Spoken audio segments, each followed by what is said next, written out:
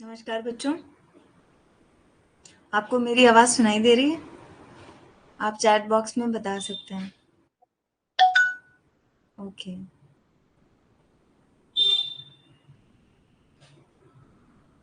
आप चैट में बता दें बच्चों, आवाज़ अगर आपको सुनाई दे रही है तो। हाँ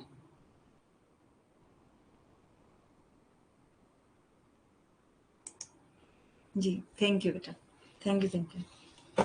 हाँ, अब हम लोग ना जो भी आपके पास सिलेबस है, जो भी बुक्स हैं, कुछ भी है, तो आप उसे ओपन कर लें या एक कॉपी रख लें, आप नोट डाउन कर सकते हैं। ठीक है, हम फार्माकोलॉजी के इम्पोर्टेंट टॉपिक्स की बात करेंगे। कौन कौन से, जैसे आप सब कमेंट्स भी कर रहे हैं कि ऐसा कुछ रामबाण टाइप का बताना है, तो ऐसा कुछ हमारे हाथ में तो होता नहीं है, लेकिन फिर भी जो बहुत इम्पोर्टेंट है, जो आते हैं हर बार, वो क्वेश्चन बताने की पूरी कोशिश की जा रही है। ठीक है, और घबराने की जरूरत नहीं है, आप पढ़ना चाहेंगे तो सभी तैयार हो जाएगा। ठीक है, जो सबसे पहला चैप्टर है जनरल फार्माकोलॉजी, इसमें जो सबसे ज़्यादा इम्पोर्टेंट है आपका, वो शायद आपसे फार्माकोलॉजी की डेफिनेशन पूछ ले कभी। ऐसा अगर छोटे नंबर के क्वेश्चंस में आपसे ये पूछ सकता है, फार्माकोलॉजी की डेफिनेशन आपसे पूछ सकते हैं, या आप लिख सकते हैं डेफिनेशन ऑफ फार्माकोलॉजी। ठीक है, और स्कोप ऑफ फार्माकोलॉजी, ये दो है ना। इसमें आ जाएगा थोड़ा सा इंट्रोडक्शन फार्माकोलॉजी का, उसकी डेफिनेशन वगैरह, और फार्माकोलॉजी की डेफिनेशन स्पेशली, और साथ ही साथ स्कोप ऑफ फार्माकोलॉजी कि क्या क्या इससे हम, क्या हमारे करियर के लिए किस तरह से, या हमारे जीवन के लिए किस तरह से उपयोगी है, वही स्कोप होता है। फिर उसके बाद बच्चों, various route of drug administration, very very very important है ना, ये जरूर तैयार करिएगा। आप लिखते जा रहे हैं ना, लिख लीजिए या टिक कर लीजिए, जैसे आपको सुविधा हो, आपके पास जो भी सिलेबस बुक है, ऐसी कोई इसमें दिक्कत की बात नहीं है। फिर बी फार्मा के हिसाब से तो बायो ट्रांसफॉर्मेशन है। आप बायो ट्रांसफॉर्मेशन या मेटाबॉलिज्म एक ही चीज को कहते हैं। हाँ जी, ये वीडियो डाउनलोड रहेगी अंकित पोरवाल जी, ये डाउनलोड रहेगी, आप जितनी बार चाहें देख के इसे लिख भी सकते हैं, लेकिन आप हैंड टू हैंड कर लेंगे ना, तो आपके लिए पेंडिंग वर्क नहीं रहेगा। तो बायो ट्रांसफॉर्मेशन या मेटाबॉलिज्म एक ही चीज है बच्चों, ये आ सकता है। ठीक है, और मतलब ड्रग, इसमें आपका various route of drug administration, और साथ ही साथ scope of pharmacology, definition of pharmacology, और बायो ट्रांसफॉर्मेशन या मेटाबॉलिज्म एक ही चीज है।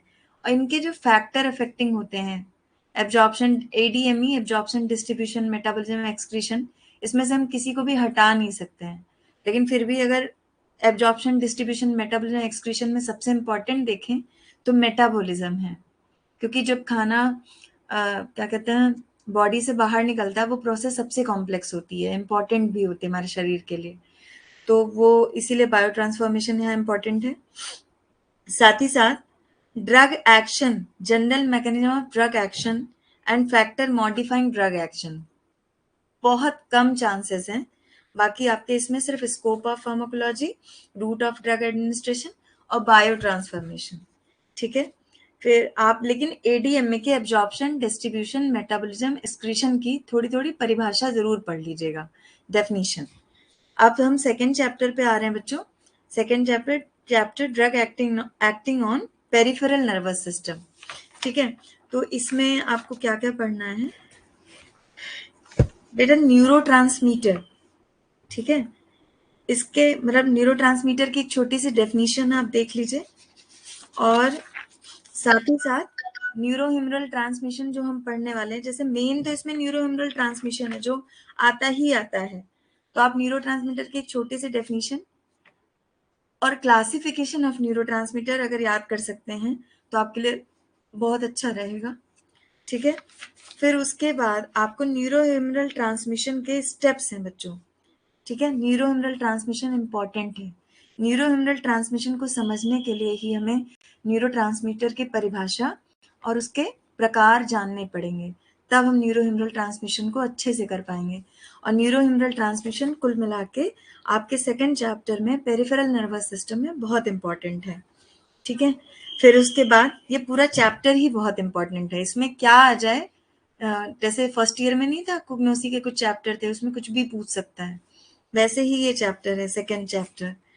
तो कोलिनर्जिक ड्रग, तो कोलिनर्जिक ड्रग जब आप पढ़ेंगे बच्चों, तो इसमें फंडा यही है, और जब हमें फार्माकोलॉजी पढ़नी है तो कोलिनर्जिक ड्रग की परिभाषा, उसकी क्लासिफिकेशन, डेफिनीशन और क्लासिफिकेशन, ठीक है। फिर उसके बाद एक कोई मोड ऑफ एक्शन, डोज वगैरह आप याद रख सकते हैं तो रखिए, नहीं याद रख सकते तो नहीं रखिए, कोई दिक्कत नहीं है। तो इसमें जैसे आपका एस्टाइल कोलिन है, एस्टाइल कोलिन का मोड ऑफ एक्शन या आपके शरीर पे क्या क्या, जैसे हार्ट पे इसका क्या असर है, इसको कहते हैं फार्माकोलॉजिकल एक्शन। छोटा सा मोड ऑफ एक्शन रहता है। और फिर फार्माकोलॉजिकल एक्शन मतलब आपकी बॉडी के डिफरेंट डिफरेंट ऑर्गन पे इस एस्टाइल कोलिन का, जो एक कोलिनर्जिक ड्रग है, इसका क्या असर है। हिंदी में आप एक लाइन पढ़ लें, ठीक है। जब हम पढ़ाएंगे तो वैसे तो आपके पास रिकॉर्डेड वीडियो हैं हर चैप्टर के, आप उससे समझ सकते हैं। और जब मैं इम्पोर्टेंट का रिवीजन कराऊंगी ये क्वेश्चन बताने के बाद, तो उसमें भी आप समझ लेंगे और अपने डाउट्स पूछ सकते हैं, जो भी आपको समस्या होंगी, ठीक है बच्चों। फिर उसके बाद आपका एसिटाइल कोलिन तो इसमें हो गया, ठीक है। डोज और कंट्राइंडिकेशन अगर आप याद कर सकते हैं, कंट्राइंडिकेशन मतलब उसके विपरीत प्रभाव क्या है आपके शरीर पे, ठीक है। अस्थमा वगैरह काज कर देता है, पेप्टिक अल्सर कर देता है, तो अगर आप हेडिंग याद कर सकते हैं तो आप कर लीजिए। अब कोलिनर्जिक एल्कोलॉइड भी होते हैं बच्चों, तो जिसमें आप ये जरूर लिख लीजिए, पिलोकार्पिन बहुत आता है। पिलोकार्पिन जो नेचुरली अकरिंग एल्कोलॉइड है, जो स्टाइलकोलिन के अंतर्गत, कोलिनर्जिक दवाओं के अंतर्गत है, तो पिलोकार्पिन बहुत इंपॉर्टेंट है, ठीक है। इसका पिलोकार्पिन का आप थोड़ा सा मोड ऑफ एक्शन, इसका आई, हार्ट और ब्रेन और स्वेट ग्लैंड पे क्या रोल है, मतलब ये फार्माकोलॉजिकल एक्शन, इसका डोज कितना होता है याद रहे तो, एडीआर में कोई 2-4 एडवर्स ड्रग रिएक्शन, दुष्प्रभाव दवा के आप याद कर सकते हैं। और इतना हो गया। फिर एंटीकोलिनेस्टरेज बच्चों, एंटीकोलिनेस्टरेज में वही छोटी सी परिभाषा आप इसकी पढ़ेंगे, छोड़ नहीं सकते हैं। आप कहेंगे मैम तो कुछ ऐसा बता नहीं रहे कि एकदम एग्जैक्ट बता दें, ये यूनिट ही इतनी इंपॉर्टेंट है, इतने साल के अनुभव में हम इसमें कुछ नहीं छोड़ सकते हैं, ठीक है। तो एंटीकोलिनेस्टरेज की परिभाषा और साथ ही साथ इसका क्लासिफिकेशन, जितना जरूरी नहीं पूरा क्लासिफिकेशन याद करें, मेन मेन हेडिंग की एक एक दवा भी याद कर लेंगे तो बहुत है, ठीक है। फार्माकोलॉजिकल एक्शन वही शरीर के डिफरेंट ऑर्गन पे इसका क्या रोल आता है, ठीक है।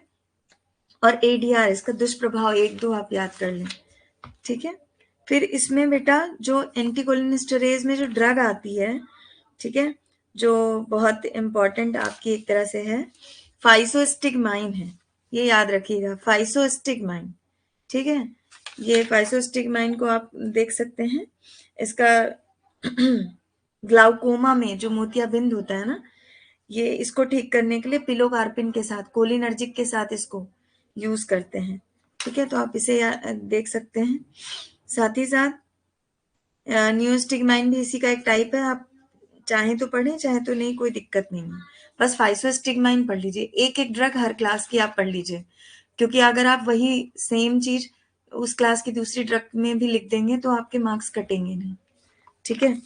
फिर उसके बाद आपका कॉन्ट्राइंडिकेशन, मतलब किस चीज के साथ इसे ना खाएं, किन दवाओं के साथ या किस खाने के साथ या किस समय पे हम ना लें, है ना। तो ये चीजें हैं। फिर आया एंटीकोलिनर्जिक ड्रग बच्चों, तो इसकी डेफिनीशन है ना, एंटीकोलिनर्जिक ड्रग की डेफिनीशन छोटी सी आप पढ़ लेंगे, ठीक है। फिर उसके बाद क्लासिफिकेशन आपको पढ़ना ही पढ़ना है, हर हेडिंग, जैसे anti muscarinic, anti nicotinic, ganglionic, neuromuscular, इसकी एक एक दवा पढ़ लीजिए, है ना, एक एक ड्रग क्लासिफिकेशन ऐसे पढ़िए, पूरा नहीं रट पा रहे हैं तो कोई दिक्कत नहीं है। फिर अब जो आपका, अब इसमें हर क्लास को इन्होंने एक एक दवा, एंटी मस्कैरेनिक जो है इसको फिर सब डिवाइड कर दिया है, naturally occurring, semi synthetic, synthetic, तो आप देख सकते हैं। लेकिन इसमें जो सबसे इंपॉर्टेंट है एट्रोपिन, आप निशान लगा लीजिए, एट्रोपिन, ठीक है बेटा, एट्रोपिन। फिर एट्रोपिन का शरीर के डिफरेंट ऑर्गन पे, हार्ट पे, श्वसन तंत्र पे, स्किन पे, आपके शरीर में जो सिक्रीशंस होते हैं उन पे क्या असर है ये आप देख सकते हैं, ठीक है। फिर उसके बाद बेटा एंटी मस्कारेनिक ड्रग में स्कोपोलामीन, ठीक है, उल्टी वगैरह में ऐसे जो पैचेस लगाए जाते हैं कान के पीछे, तो इसके बारे में थोड़ा बहुत पढ़ सकते हैं, ठीक है। लेकिन एट्रोपिन बहुत इंपॉर्टेंट, जैसे स्टाइलकोलिन बहुत इंपॉर्टेंट था और पिलोकार्पिन बहुत इंपॉर्टेंट था, वैसे ही आपका ये जो है एट्रोपिन बहुत इंपॉर्टेंट है ना। एट्रोपिन, पिलोकार्पिन और स्टाइलकोलिन बहुत इंपॉर्टेंट है, नोट कर लीजिएगा, ठीक है। अब आया आपका गैंग्लियोनिक ब्लॉकर। इसमें गैंग्लियोनिक ब्लॉकर की छोटी सी डेफिनेशन, इसका क्लासिफिकेशन, उसमें एक एक दवा आप देख लें, फिर इसका बॉडी के डिफरेंट ऑर्गन पे क्या रोल है इसका, फिर उसके बाद बेटा एड्रीनर्जिक ड्रग्स जो होती हैं, ये भी इसकी परिभाषा जरूर पढ़ें, क्लासिफिकेशन। इसमें मैं नहीं कुछ काट सकती हूँ क्योंकि कुछ भी आ सकता है, फिर बाद में आप हम पे दोष डालोगे। ये बहुत पूछते हैं, सिम्पैथोमाइमेटिक ड्रग, एड्रीनर्जिक ड्रग को कहते हैं। तो आप कभी कंफ्यूज मत होइएगा इससे कि एड्रीनर्जिक और सिम्पैथोमाइमेटिक एक ही चीज है, ठीक है। साथ ही साथ इनका शरीर के डिफरेंट ऑर्गन पे क्या रोल है, आप हिंदी में एक एक बार पढ़ लेंगे। आप व्हाट्सएप वाली हिंदी इंग्लिश मिक्स भाषा में भी लिख सकते हैं एग्जाम में, ठीक है। एडवर्स इफेक्ट इसका देख सकते हैं,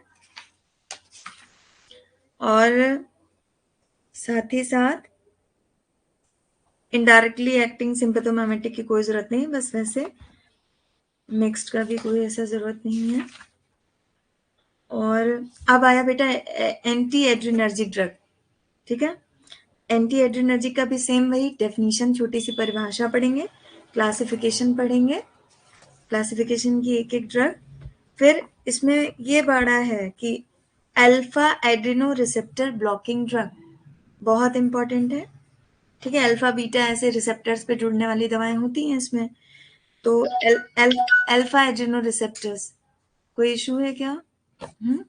आप कुछ भी आप मुझे मैसेज में कह सकते हैं, है ना, अगर आपको कोई दिक्कत आ रही है। मुझे यहाँ पे मैसेज उतने रीड नहीं हो रहा है।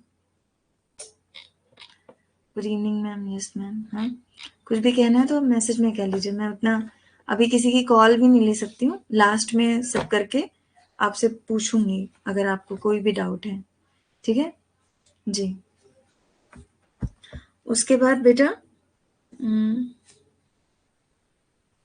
अल्फा एड्रिनो रिसेप्टर ब्लॉकिंग ड्रग पे आप निशान लगा लिए होंगे। उसी तरह बीटा एड्रिनो रिसेप्टर ब्लॉकिंग में भी छोटी सी परिभाषा, क्लासिफिकेशन। फिर ये बड़ा कार्डियो सिलेक्टिव बीटा 1 ब्लॉकर जो हार्ट डिजीजेस में काम आती हैं, इसकी दवा एटिनोलॉल बड़ी इंपॉर्टेंट है, ठीक है। ये जरूर पढ़िएगा, एटिनोलॉल जो बीटा 1 ब्लॉकर में है हार्ट के लिए, है ना, ये पढ़ लीजिएगा। नॉन सिलेक्टिव, ये तो सिलेक्टिव थी कि सिर्फ बीटा 1 पे ही जाके जुड़ती थी, कुछ ऐसी होती नॉन सिलेक्टिव, या तो वो बीटा 1 पे जुड़ जाएंगी या बीटा 2 पे, तो इसको भी आप पढ़ सकते हैं, ठीक है। और इनका क्या रोल है, अल्फा प्लस बीटा ब्लॉकर्स क्या होते हैं, इनकी दवाएं आप पढ़ सकते हैं, ठीक है। जरूरी है ये अल्फा, मतलब आपका beta 1 blockers, non selective beta 1 beta 2, alpha plus beta blockers बहुत जरूरी हैं, इसको आप छोड़ नहीं सकते हैं, ठीक है। उसके बाद फार्माकोलॉजिकल एक्शन तो आप समझ ही जाएंगे, डिफरेंट बॉडी पार्ट। फार्माकोलॉजी में आपको सिर्फ परिभाषा, क्लासिफिकेशन, छोटा सा मोड ऑफ एक्शन अगर आपको मिल रहा है वो, और फार्माकोलॉजिकल एक्शन, हर पार्ट पे क्या क्या रोल है एक एक लाइन में, इतना अगर आप लिख रहे हैं ना तो आपको बहुत अच्छे नंबर मिलेंगे। और क्लासिफिकेशन हर क्लास का याद कर लीजिए, तो फेल तो नहीं होने क्या, कतई नहीं। अभी से आप क्लासिफिकेशन की एक कॉपी बना लीजिए, या आपके पास है, आप उनसे तैयार करते रहिए, याद करते रहिए, रटते रहिए, है ना, क्लासिफिकेशन, क्योंकि बहुत सारा हो जाएगा तो याद नहीं होगा। और अब आया न्यूरोमस्कुलर ब्लॉकिंग एजेंट्स जो स्केलेटल मसल को रिलैक्स करते हैं, तो इसका भी छोटा सा परिभाषा पढ़ेंगे आप, क्लासिफिकेशन पढ़ेंगे, ठीक है। फिर इसमें आपको और कुछ नहीं पढ़ना है ऐसा, ठीक है। क्लासिफिकेशन आप पढ़ लीजिएगा अच्छे से, और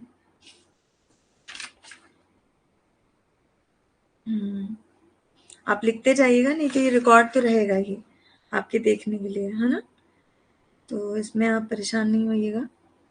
अब इसमें दवाएं जो हैं इसके क्लासिफिकेशन में बेटा, कि drug acting peripherally at the neuromuscular junction में, तो इसमें जैसे आपका पैनक्यूरोनियम है, इस पे कभी कभी पूछ लेते हैं, और सेक्सिनाइल कोलिन जो मोस्ट इम्पॉर्टेंट है, जो शॉर्ट आपका डीपोलराइजिंग ब्लॉकर है, ठीक है। न्यूरोमस्कुलर ब्लॉकर में सेक्सिनाइल कोलिन जो क्लासिफिकेशन में आप देखेंगे बहुत इंपॉर्टेंट है, ठीक है।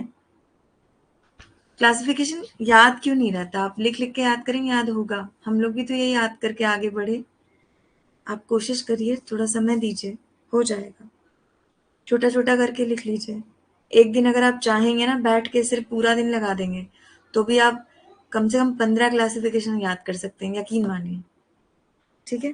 बस आप करना चाहें, ठीक है। तो इसमें सेक्सिनाइल कोलिन पढ़ लीजिएगा जरूर, ठीक है, न्यूरोमस्कुलर ब्लॉकिंग एजेंट में, क्योंकि वो बहुत इंपॉर्टेंट है।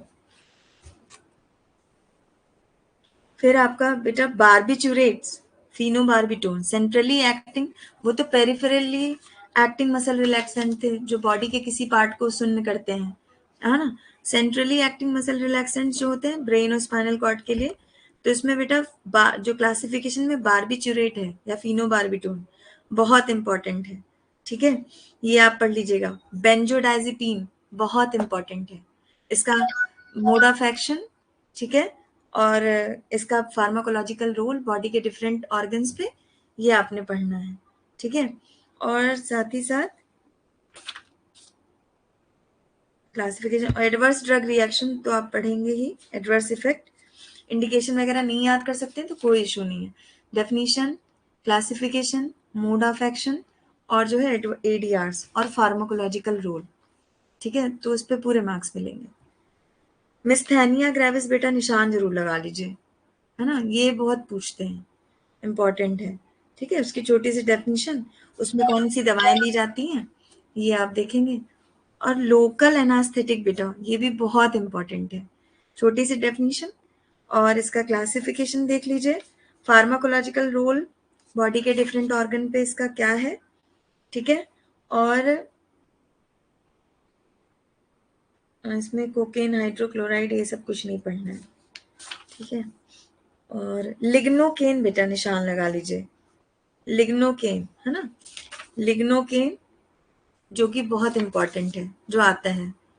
हाँ, रिकॉर्ड होती है, आप उदित सर से पूछ लीजिएगा बेटा मैसेजेस से, और ये आपके कंटेंट में ही सेव होगी, है ना, ये रिकॉर्ड वीडियो। ऐसा आशुतोष जी, ऐसी कोई दिक्कत नहीं है, ये रिकॉर्ड हो रही है ना। और नहीं होगी तो मैं दोबारा कर दूंगी, आप टेंशन मत लीजिए, अभी बस नोट करिए, ट्राई करिए आप लिख सकें। लिग्नोकेन, है ना, लिग्नोकेन इसमें इंपॉर्टेंट है, इसे नोट कर लीजिए। और उसके बाद है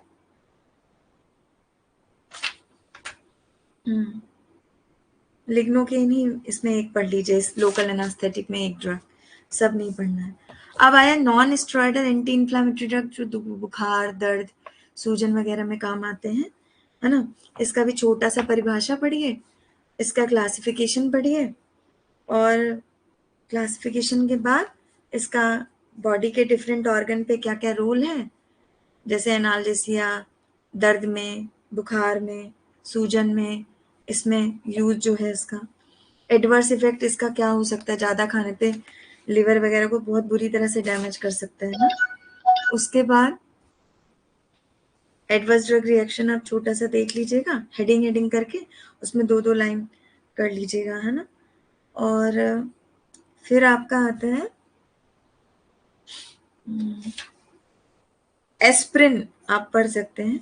एस्प्रिन एक दवा है, आप एक दवा भी पढ़ लेंगे ना उस क्लास की, कोई भी दवा आती है आप उसमें लिख सकते हैं, ठीक है। एस्प्रिन और एंडोमेथासिन, ठीक है, ये दर्द की दवाएं हैं, बुखार की दवाएं हैं। कौन सी बुक का चैप्टर है आपके पास, जो भी बुक है, अभी मैं उस चैप्टर पे हूँ बेटा, सेकेंड चैप्टर पे हूँ, है ना, drug acting on peripheral nervous system, है ना, सेकेंड चैप्टर पे हूँ। आपके पास जो भी सिलेबस है, जो भी बुक है, उससे देख सकते हैं, है ना। इब्रूफिन, तो एस्प्रिन और एंडोमेथासिन और इब्रूफिन के बारे में थोड़ा थोड़ा आप पढ़ सकते हैं, है ना। और किसी एक को भी अच्छे से पढ़ लेंगे तो वही चीज आप सब में लिख देंगे, आपको मार्क्स नहीं कटेगा, क्योंकि कुछ बहुत हल्का फुल्का चेंज होता है, क्योंकि एक क्लास की ड्रग लगभग एक दूसरे से सेम होती है ना। और बस इसमें इतना है। फिर हम आएंगे चैप्टर 3 पे, जो आंखों पे दवाएं काम करती हैं, ड्रग एक्टिंग ऑन द आई। तो इसमें वही छोटा सा डेफिनेशन। फिर बेटा इसमें माइटोटिक करके पूछता है कि आंखों की पुतली जब श्रिंक हो जाती है, कॉन्ट्रैक्शन ऑफ पेपल, तो माइटोटिक और मिड्रियासिस, जब आंखों की पुतली खुल जाए, बड़ी हो जाए, जैसे अंधेरे में बड़ी हो जाती है, उजाले में छोटी हो जाती है। तो माइटोटिक और मिड्रियासिस में डिफरेंस पूछ लेता है कई बार, और इनकी ड्रग्स के बारे में पूछता है, ड्रग कौन कौन सी यूज होती हैं। तो ट्रोपिकामाइड और फेनाइलेफ्रीन, ये एक दो दवाएं आप पढ़ सकते हैं, है ना। एट्रोपिन भी इसी में यूज होती है, तो थोड़ा थोड़ा बहुत आप इसमें पढ़ सकते हैं। फिर उसके बाद और इसमें है ग्लाउकोमा, निशान लगा लीजिए, बहुत जरूरी है। जैसे मिड्रियासिस और माइटोटिक इंपॉर्टेंट है, ग्लाउकोमा बहुत इंपॉर्टेंट है, पूछते हैं इससे, ठीक है। और ग्लाउकोमा की जो दवाएं होती हैं उसका एक क्लासिफिकेशन है यहाँ पे, वो देख लीजिए ग्लाउकोमा में कौन कौन सी दवाएं यूज होती हैं, वो आप नोट कर लीजिएगा। फिर आपका आ रहा है चैप्टर 4 बेटा, drug acting on central nervous system.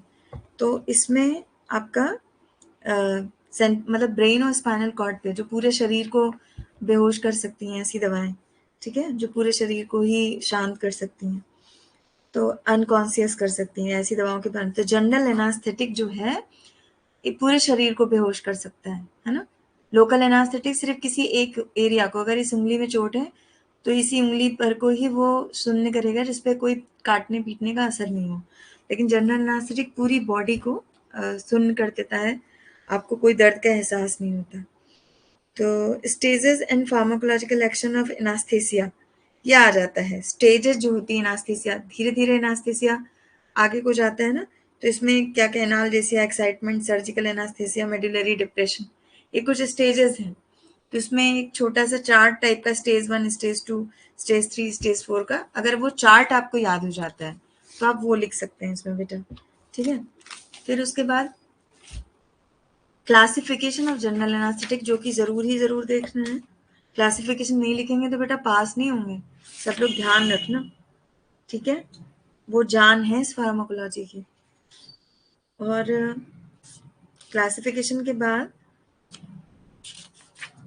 Drug में तो ऐसा कुछ याद नहीं करना कि ऐसा कुछ आ जाएगा। आप थोड़ा बहुत नाइट्रस ऑक्साइड के बारे में पढ़ सकते हैं, ठीक है। और थियोपेंटोन सोडियम और कीटामाइन। नाइट्रस ऑक्साइड जो इनहेलेशनल है, और इंट्रावेनस रूट से जो लेते हैं, है ना, इंजेक्शन के थ्रू, उसमें थियोपेंटल सोडियम है और कीटामाइन है, जो शून्य करने के लिए यूज होते हैं, बेहोश करने के लिए। और हिप्नोटिक सिडेटिव बेटा, हिप्नोटिक सिडेटिव जो सुलाने के लिए, नींद पैदा करने के लिए, शांत करने के लिए जो दवाएं यूज होती हैं। तो इनकी परिभाषा, एक तो हिप्नोटिक सिडेटिव में डिफरेंस क्या है, इनकी डेफिनेशन, साथ ही साथ बेटा क्लासिफिकेशन इसका जरूर पढ़ना है। फिर इसमें बार्बिचुरेट पे निशान लगा लीजिए, है ना। और इसका क्लासिफिकेशन, इसका बॉडी के डिफरेंट ऑर्गन, मतलब फार्माकोलॉजिकल रोल क्या है। क्लासिफिकेशन और फार्माकोलॉजिकल रोल बहुत इंपॉर्टेंट है। एक बार को आपको मोड ऑफ एक्शन नहीं याद हो रहा तो भी कोई दिक्कत नहीं है, ठीक है। उसके बाद बेंजोडाइजेपिन, एक मोड ऑफ एक्शन पढ़ लेंगे ना, वही सब में लिख सकते हैं। और बेंजोडाइजेपिन का फार्माकोलॉजिकल एक्शन क्या है ये आप देख सकते हैं बेटा, ठीक है। बस बेंजोडाइजेपिन, इसमें और कुछ नहीं। फिर एंटी कन्वर्जेंट ड्रग जो एपिलेप्सी वगैरह में यूज होती हैं, इसकी छोटी सी परिभाषा, क्लासिफिकेशन। और फिर इसमें बेटा आप फिनाइटोइन जरूर निशान लगा लीजिए, और फिनोबार्बिटोन थोड़ा सा पढ़ लीजिएगा इसके बारे में, जो मिर्गी के दौरों में काम आती हैं, है ना। सोडियम वेलप्रोएट है, लेकिन इतना पढ़ने की जरूरत नहीं है। हाँ, अगर है तो गाबापेंटिन पढ़ सकते हैं, ठीक है। क्लोनाजीपाम, ये भी बहुत इंपॉर्टेंट है। तो इसमें फिनोबार्बिटोन और फिनाइटोइन और क्लोनाजिपाम, 3 तो बहुत ही इम्पोर्टेंट है। फिर एंटी एंजाइटी ड्रग जो चिंता को कम करती हैं, घबराहट को, इनकी डेफिनेशन, फिर इसका क्लासिफिकेशन। और आप सीएनएस की कोई भी ड्रग पढ़ेंगे ना, सब में बेंजोडाइजेपिन तो होगा ही होगा, बस डोज का अंतर होता है कि एंजाइटी में इतनी डोज लेंगे और किसी और सिचुएशन में, दिमागी सिचुएशन में अलग डोज लेंगे, बस डोज का अंतर आता है।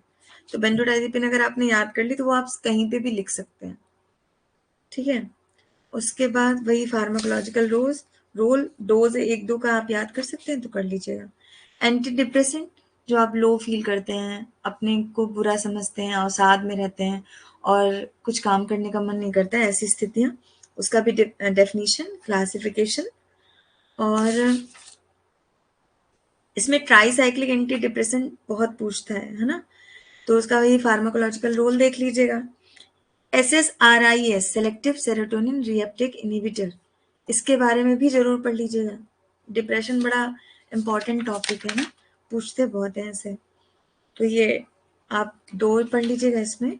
ट्राईसाइक्लिक एंटी डिप्रेसेंट, जिसमें इमिप्रामिन अमिट्रिप्टालिन आता है, और selective serotonin reuptake inhibitor, SSRIs जिसे कहते हैं, जिसमें आपका फ्लूऑक्सीटाइन वगैरह दवाएं आती हैं, तो इसका फार्माकोलॉजिकल रोल पढ़ लीजिएगा।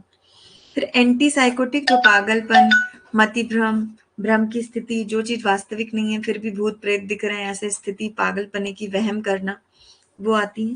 तो उसका डेफिनेशन, उसका क्लासिफिकेशन, और साथ ही साथ इसका बॉडी के डिफरेंट ऑर्गन पे क्या रोल है फार्माकोलॉजिकल, है ना, ये आपको पढ़ना है।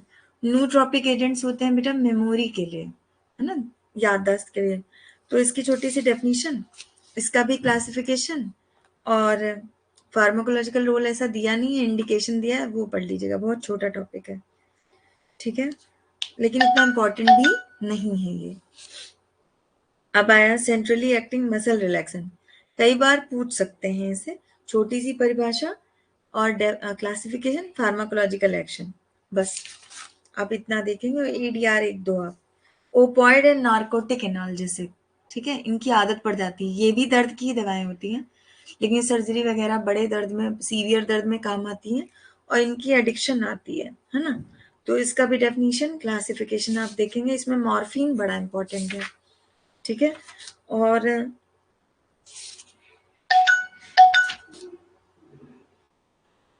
उसके बाद आपका आता है drug acting on cardiovascular system, heart पे और ब्लड वेसल पे जो दवाएं काम करती हैं।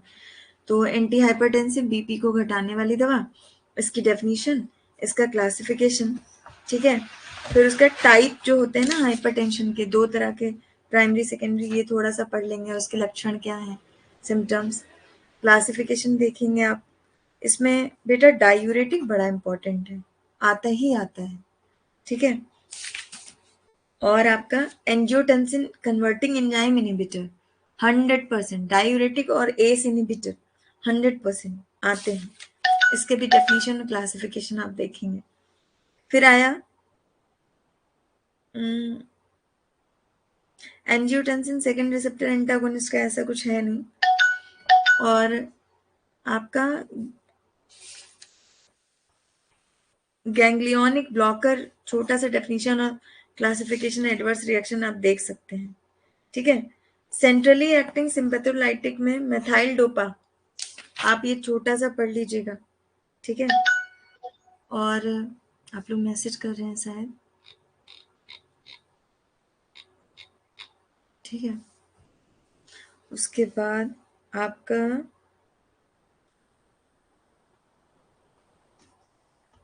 ऐसा कुछ इसमें इम्पोर्टेंट नहीं है, सिंपैथोलाइटिक वगैरह है, लेकिन आप नहीं पढ़ेंगे तो काम चलेगा। कैल्शियम चैनल ब्लॉकर जरूर पढ़िएगा, ठीक है, जो आपका इसी चैप्टर में है। तो इसमें वरापामिल ड्रग है, डिल्टियाजम, निफेडिपाइन, ये 3 ड्रग, अम्लोडिपाइन, 4 ड्रग हैं, किसी एक का भी मोड ऑफ एक्शन पढ़ लेंगे, सब में लिख सकते हैं। और वही वैसोडाइलेटर पूछ लेता है बेटा, बीपी को घटाने के लिए, ब्लड वेसल को डायलेट करने वाले, तो इसमें हाइड्रोलाजीन वगैरह आते हैं, छोटा बहुत पढ़ सकते हैं। एंटी एंजाइनल, हार्ट अटैक में जो आपके यूज होती हैं, तो बहुत इंपॉर्टेंट है ये, इसका डेफिनेशन, इसका क्लासिफिकेशन, और नाइट्रेट्स इसमें जो दवा आती है एंटी एंजाइनल में, बहुत इंपॉर्टेंट है ना, आप इसे देख सकते हैं। और फार्माकोलॉजिकल रोल और एडीआर वगैरह। कैल्शियम चैनल ब्लॉकर आप पीछे पढ़ ही चुके हैं, तो वही आप यहाँ पे भी लिख सकते हैं। पोटेशियम चैनल ब्लॉकर ऐसा पूछते नहीं है, लेकिन beta adeno receptor agonist antagonist जो होते हैं, बीटा ब्लॉकर जो आप पीछे पढ़ चुके हैं, कैल्शियम चैनल ब्लॉकर जो आप पीछे पढ़ चुके हैं, वही यहाँ पे लिख देना है, तो आप उसे तैयार कर सकते हैं। और आपका एंटी एरिथमिक ड्रग, जैसे हार्ट रेट होती है 72 बीट पर मिनट, अगर ये हार्ट रेट घट जाए या बढ़ जाए, तो ऐसी स्थिति में तो एंटी एरिथमिक ड्रग की परिभाषा, क्लासिफिकेशन, और इसमें सोडियम चैनल ब्लॉकर बेटा बहुत इंपॉर्टेंट है, ठीक है। आपके क्विनिडीन वगैरह इसके एग्जाम्पल हैं जो सोडियम चैनल को ब्लॉक करते हैं। और बीटा ब्लॉकर क्लास सेकेंड, ऐसा प्रोप्रानोलॉल इसमें एक दवा है, उसके बारे में थोड़ा बहुत लिख सकते हैं। और calcium channel potassium channel blocker पीछे भी आप जो हार्ट एंटी एंजाइनल में पढ़े वो यहाँ पे भी लिख सकते हैं। फिर आया आथरोस्क्लेरोसिस, जो आपकी ब्लड वेसल्स में फैट जमा हो जाता है और फिर खून की दौड़ान धीमी हो जाती है हार्ट पे पहुंचने में या बॉडी तक पहुंचने में, तो वो स्थिति में जो दवाएं फैट को कम करने के लिए होती हैं, तो उसमें बेटा HMG CoA reductase inhibitor statin बड़ा इंपॉर्टेंट है, ठीक है। और एट्रोवेस्टेटिन वही स्टैटिन की एक क्लास है। और रेजिन बाइल एसिड सिक्विस्ट्रेंट करके पूछेगा ये रेजिन, तो इसमें बेटा दो ही इंपॉर्टेंट ज़्यादा हैं, स्टैटिन जिसे हम HMG CoA रिडक्टेज इनहिबिटर कहते हैं, और बाइल एसिड सिक्विस्ट्रेंट रेजिन, आप ये दो पढ़ सकते हैं। और फिर आपका है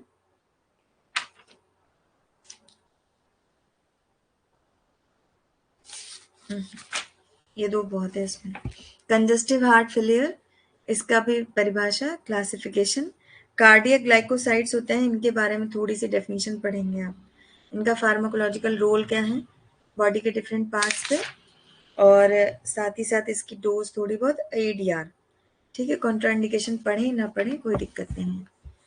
और इसमें भी डायूरेटिक ही आती है जो आप पीछे पढ़ चुके हैं, बीटा एड्रिनर्जिक आते हैं वो भी आप पीछे पढ़ चुके हैं, तो ऐसा कोई दिक्कत नहीं है। एंजियोटेंसिन भी आप पीछे पढ़ चुके हैं, तो ये सब आप वही पीछे वाला पढ़ा हुआ है यहाँ लिख सकते हैं। वैसोडायलेटर भी जब आप देखेंगे तो आपको हो जाएगा।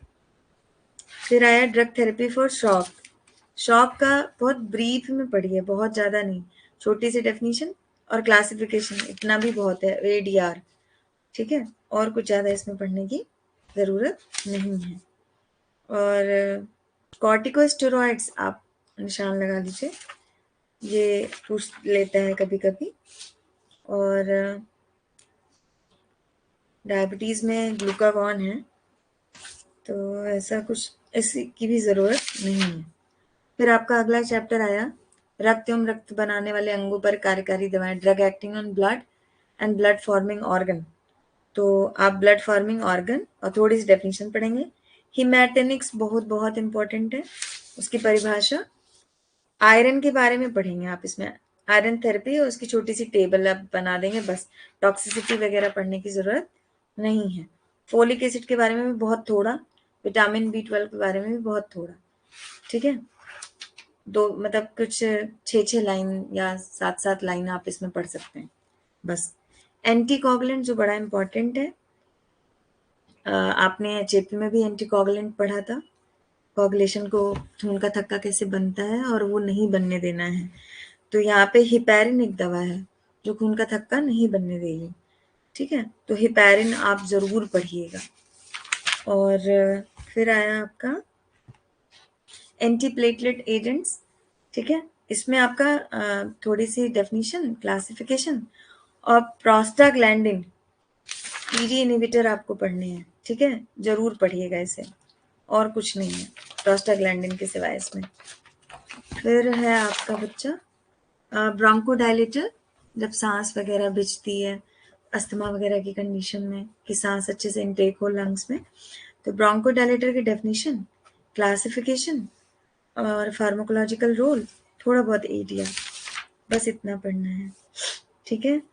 और थियोफाइलिन एक ड्रग है जो जैंथीन डेरिवेटिव के अंदर आती है, तो ये आप पढ़ लीजिएगा थोड़ा बहुत इसके बारे में, कुछ 6-7-10 लाइन। एंटीकोलिनर्जिक आप पीछे भी पढ़ चुके हैं, जो इसी में यूज हो रही है रेस्पिरेटरी ड्रग में, तो वो आप यहाँ पे लिख सकते हैं। फिर आया एक्सपेक्टोरेंट, जो आपका खांसी वगैरह में है, तो इसका भी छोटा सा डेफिनेशन और क्लासिफिकेशन आप पढ़ के काम चला सकते हैं, थोड़ा एडीआर। एंटीटेसिव, वही खांसी वगैरह, तो इसमें भी बेटा डेफिनेशन, क्लासिफिकेशन और एडीआर। छोड़ नहीं सकते हैं, कुछ भी पूछ सकता है। आप मुझे सोचेंगे मैम तो सब बता रही हैं, क्योंकि साल भर का सिलेबस है ना, लेकिन हाँ इसको इतना शॉर्ट करके आपको अटेम्प्ट करने लायक रिवीजन क्लास में बताया जाएगा कि आपको कोई समस्या नहीं आएगी। बस एक काम आप अपनी तरफ से कर लीजिए, क्लासिफिकेशन याद कर लीजिए सबका। जिसने क्लासिफिकेशन सारी क्लास के याद कर लिया वो कभी फेल नहीं होगा फार्माकोलॉजी में, और सबकी डेफिनेशन याद कर ली, बस इतना कर लीजिए आप, और बाकी आपको ये क्लासेस में सब कुछ मिलेगा। फिर आपका आ रहा है बच्चे इम्पोर्टेंट पीडीएफ, हाँ मिलेगा, मिल जाएगा ये। उसके बाद म्यूकोलाइटिक एजेंट जो कफ वगैरह को काटते हैं, इसकी परिभाषा, इसका बॉडी पे क्या रोल है, और एडीआर, बस। उसके बाद एंटी अल्सर ड्रग, वही परिभाषा, क्लासिफिकेशन, और कुछ नहीं पढ़ना है, ठीक है। एस्टो रिसेप्टर एंटागोनिस्ट जो होते हैं, जैसे आपका रैनिटिडीन बड़ा पूछता है, और आपका प्रोटॉन पंप इनहिबिटर है ना, ये बहुत पूछता है, प्रोटॉन पंप इनहिबिटर आपके, तो इसे आप लिख सकते हैं, प्रोटॉन पंप इनहिबिटर और रैनिटिडीन, है ना, ये आपके रहेंगे। ओमेप्राजोल आता है प्रोटॉन पंप इनहिबिटर में, तो ये और रैनिटिडीन 2 दवाएं आपको याद करनी है इसमें, और कुछ नहीं। एंटासिड थोड़ा बहुत पढ़ सकते हैं आप, बस। तो पिलो ये क्या है इसमें आपका, प्रोटॉन पंप इनहिबिटर में ओमेप्राजोल, एस्टो रिसेप्टर एंटागोनिस्ट में रैनिटिडीन, और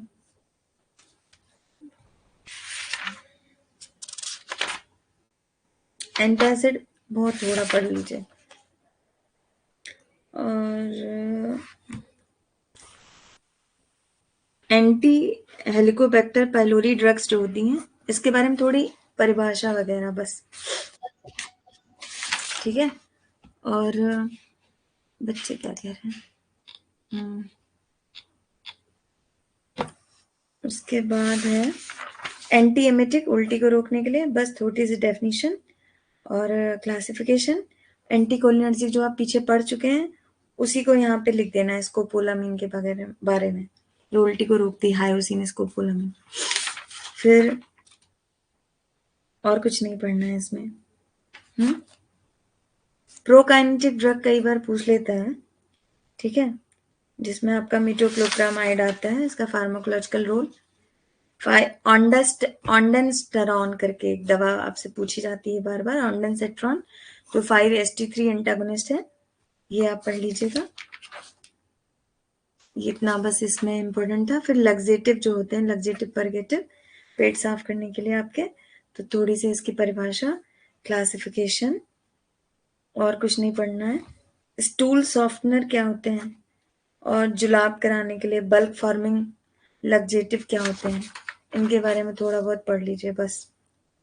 एंटी डायरियल में परिभाषा, क्लासिफिकेशन, और मॉर्फिन जो दवा होती है ना, ये डायरिया को कंट्रोल करती है, इसके बारे में आप पढ़ सकते हैं, और कुछ नहीं है। और फिर आ रहा है आपका डायूरेटिक, जो आप पीछे भी पढ़ चुके हैं, वही डायूरेटिक की परिभाषा, क्लासिफिकेशन, और इसमें फ्यूरोसिमाइड एक ड्रग होती है डायूरेटिक में, ये आप इसके बारे में थोड़ा पढ़ लीजिएगा, और थियाजाइड के बारे में थोड़ा बहुत पढ़ लीजिए, बस, और कुछ नहीं पढ़ना है। फिर उसके बाद है हार्मोन एंड हार्मोन एंटागोनिस्ट बेटा, इसमें आपको हार्मोन के जितने टाइप हैं, क्लासिफिकेशन, हार्मोन की परिभाषा और उसके टाइप्स, फिर उसके बाद हार्मोन के एंटागोनिस्ट कौन कौन होते हैं, ये पढ़ना है। फिर इसमें बहुत सारे हार्मोन हैं, जैसे थायराइड हार्मोन है थायराइड हार्मोन के अंदर थायरॉक्सिन वगैरह आते हैं, और थायरोकैल्सिटोनिन आते हैं। इनके बारे में छोटी छोटी परिभाषा 4-6 लाइन आप देख लीजिए। इनका सिंथेसिस, स्टोरेज, रिलीज याद हो सके तो करिए, नहीं याद हो सके तो कोई दिक्कत नहीं है, ठीक है। और फिजियोलॉजिकल रोल जरूर पढ़िएगा हार्मोन के। हार्मोन की परिभाषा, उसका फिजियोलॉजिकल रोल पढ़िएगा। और कुछ याद हो तो ठीक है, नहीं। और यूसेस, कहाँ पे ये हार्मोन यूज होते हैं, ठीक है। और एंटी थायराइड ड्रग में जैसे आप थोड़ी सी परिभाषा, उसका कहाँ पे यूज होता है, उसका दुष्प्रभाव क्या होता है, ये देख लीजिएगा। पैराथायराइड या पैराथार्मोन जो होते हैं, इसकी छोटी सी परिभाषा और इनका फिजियोलॉजिकल रोल जरूर पढ़िएगा। फिजियोलॉजिकल रोल, ठीक है। और क्लिनिकल यूज क्या है किन बीमारियों में। कैल्सिटोनिन या थायरोकैल्सिटोनिन पूछ सकता है, इसकी परिभाषा, फिर इसका फिजियोलॉजिकल रोल। हार्मोन में फार्माकोलॉजिकल नहीं, फिजियोलॉजिकल रोल पढ़ना है। विटामिन डी जिसको कैल्सिट्रायोल कहते हैं, इसकी परिभाषा और इसका भी फिजियोलॉजिकल रोल पढ़ेंगे आप। इंसुलिन इंपॉर्टेंट है, ये सब इंपॉर्टेंट है, इंसुलिन बहुत इंपॉर्टेंट है, तो इसका भी आप थोड़ी सी परिभाषा और इंसुलिन की प्रिपरेशन और साथ ही साथ फिजियोलॉजिकल रोल और क्लिनिकल यूज पढ़ेंगे किन बीमारियों में, ठीक है। उसके बाद है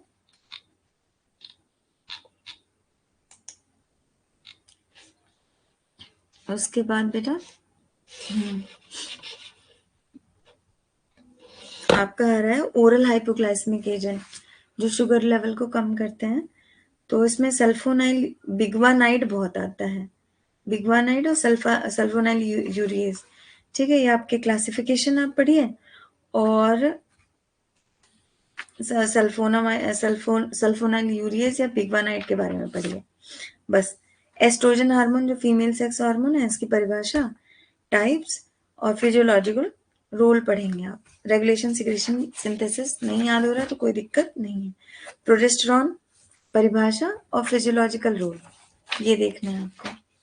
ऑक्सीटोसिन बड़ा इंपॉर्टेंट हार्मोन है, चाइल्ड बर्थ हार्मोन है, इसका भी परिभाषा, फिजियोलॉजिकल रोल आप पढ़ेंगे, ठीक है। और क्लिनिकल यूज पढ़ेंगे। कॉर्टिकोस्टेरॉइड वही परिभाषा, फिर फिजियोलॉजिकल रोल क्या है बॉडी पे, बस इतना। और मिनरेलोकॉर्टिकॉइड, इसकी भी परिभाषा, क्योंकि ये बीपी को रोल सही करता है ना, इलेक्ट्रोलाइट का बैलेंस, फिजियोलॉजिकल रोल ये आप देखेंगे। फिर उसके बाद ऑटोकॉइड्स हैं जो इतने इंपॉर्टेंट नहीं है, फिर भी आप इसकी डेफिनेशन देख सकते हैं और इसमें हिस्टामिन के बारे में थोड़ा बहुत पढ़ लीजिएगा, है ना, और उसका फिजियोलॉजिकल रोल बस। एंटी हिस्टामिन में जैसे आप एविल वगैरह खाते हैं उसके अंतर्गत आता है ये, तो थोड़ी सी परिभाषा और टाइप, इसके टाइप क्या है एंटी हिस्टामिन के, क्लासिफिकेशन, इतना पढ़ लेंगे बहुत हो जाएगा। फिजियोलॉजिकल रोल की बस हेडिंग भी याद कर लेंगे तो आपके लिए मोर देन इनफ है। फिर बेटा आता है आपका S2 एंटागोनिस्ट नहीं, सेरोटोनिन 5-HT, इसकी परिभाषा और फिजियोलॉजिकल रोल बस। और फिर आपका प्रोस्टाग्लैंडिन भी थोड़ी सी परिभाषा और फिजियोलॉजिकल रोल, पीछे भी देखा है हमने प्रोस्टाग्लैंडिन, तो ये खत्म हो जा रहा है। फिर कीमोथेरेपेटिक एजेंट्स जो कैंसर वगैरह में कीमोथेरेपी करते हैं कैंसर सेल को मारने के लिए, तो जनरल प्रिंसिपल वगैरह कुछ नहीं, एक परिभाषा पढ़ेंगे, क्लासिफिकेशन पढ़ेंगे और बेटा इसमें पेनिसिलिन बहुत इंपॉर्टेंट है, इसके बारे में पढ़ेंगे बस। और बस पेनिसिलिन पढ़िए और कुछ नहीं, अमीनोग्लाइकोसाइड्स भी नहीं, फ्लोरोक्विनोलिन्स होते हैं बट नहीं, पेनिसिलिन आप पढ़िए, आपके लिए मोर देन इनफ है। और टेट्रासाइक्लिन पढ़ सकते हैं आप पेनिसिलिन के बाद, और क्लोरेम्फेनिकॉल, पेनिसिलिन, टेट्रासाइक्लिन और क्लोरेम्फेनिकॉल जो कीमोथेरेपेटिक एजेंट से आते हैं। और सल्फोनामाइड भी समटाइम, सल्फोनामाइड भी पढ़िएगा जरूर, ठीक है। फिर आया एंटी ट्यूबरकुलर, टीबी में काम आने वाली दवाएं, तो इसका भी डेफिनेशन, क्लासिफिकेशन और इसमें बस इतना बहुत है। इसमें first line second line drug होती हैं, लेकिन आप डेफिनेशन क्लासिफिकेशन याद कर लेंगे आपके लिए बहुत है, उससे ज़्यादा नहीं पढ़िए। एंटी फंगल में भी डेफिनेशन क्लासिफिकेशन, बस और कुछ नहीं। और एंटीवायरल में भी डेफिनेशन क्लासिफिकेशन। एंटी हर्प वायरस के बारे में आप पढ़ सकते हैं थोड़ा बहुत, और एंटी रेट्रोवायरस जो HIV में ही काम आता है वो बहुत मोस्ट इम्पॉर्टेंट है। ठीक है, इन्फ्लुएंजा एक बार के लिए देख सकते हैं लेकिन इतना कुछ नहीं। एंटी एमोबिक एजेंट में डेफिनेशन क्लासिफिकेशन बस। और मेट्रोनिडाजोल जो होता है ये आप पढ़ सकते हैं इसमें। और एंटहेलमिंटिक ड्रग में सिर्फ परिभाषा और क्लासिफिकेशन। ठीक है, उसके बाद है एंटी मलेरियल, बहुत इंपॉर्टेंट है, परिभाषा और क्लासिफिकेशन। ठीक है, और क्लोरोक्विन एक ड्रग या क्विनिन ड्रग होती है इसमें, आप वो पढ़ सकते हैं। और एंटी न्यूप्लास्टिक एजेंट, इसमें भी डेफिनेशन थोड़ी सी और क्लासिफिकेशन बहुत है। और